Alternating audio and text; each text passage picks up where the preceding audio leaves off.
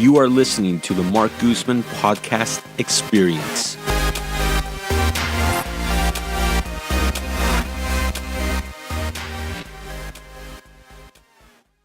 I received a question recently asking how difficult it would be to sell 4 separate properties in a 1031 tax-deferred exchange. The truth is, it can be a challenge, but easily doable.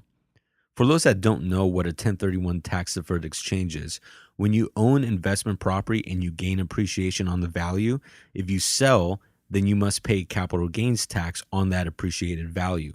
For example, if you buy a building for $100,000 and sell it for $150,000, then you pay capital gains tax on the $50,000 appreciation gain. However, by doing a 1031 tax-deferred exchange, you can sell the property, not pay the capital gains tax, and use that money to upgrade into another investment property. There are a few more requirements, but to keep it simple, that's basically how it works. The challenge, however, is in the purchase of another investment property or properties, because you can buy multiple properties. You must identify a property or the multiple properties to purchase within 45 days. Well, that can be a challenge when you're selling multiple properties because the 45-day time clock begins when the first sale closes. So if you're selling multiple properties in a 1031 tax-deferred exchange, it becomes a challenge to coordinate the sales.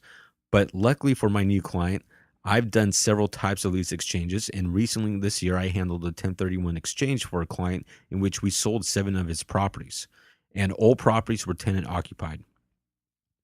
Ideally, the easiest way to go about this is by selling all the properties to one buyer in what's called a portfolio sale. However, portfolio buyers will usually want a discount to purchase all the properties at once. The alternative is to sell all the properties individually. Now, I'm sure you can see how this is going to be challenging when you're selling 7 properties and coordinating the timing of closings. 7 transactions, and each transaction with a buyer, their agent, their lending bank, appraiser, inspectors, and even my seller. It comes down to coordinating over 42 independent parties to be on the same page. That's difficult. If you're an investor and looking to do a 1031 exchange, it's important that you hire the right real estate broker that can assist you. Coordinating 5 to 6 parties on one sale can be tough, so can you imagine 42? You need a broker that's organized, experienced enough to understand how to coordinate the sales, and knows how to handle problems that arise. There needs to be a strategy plan along with timeframes.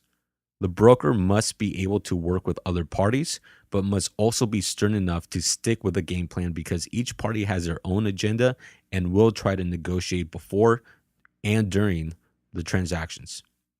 The best piece of advice I can offer to an investor or agent about to embark on a multiple sale 1031 exchange is to include in the offers or counteroffers a clause that gives your seller 1 or 2 options to extend the close of escrow.